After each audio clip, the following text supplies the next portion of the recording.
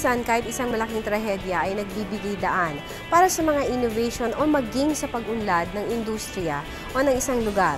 Lalo pa at malalaman natin na kaagapay naman natin ang pamahalaan sa pagbibigay ng pasilidad, teknolohiya at pamamaraan para makabangon tayo sa kung anumang delubyo na dumating sa ating buhay.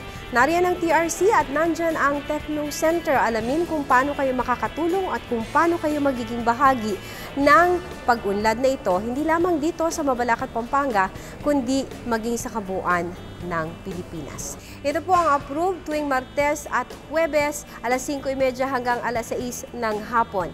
Inge Kayong Talasuyo, Elaine Fuentes po kasama ninyo tuwing Martes at Huwebes. Ito ang approved. Gawin natin ito.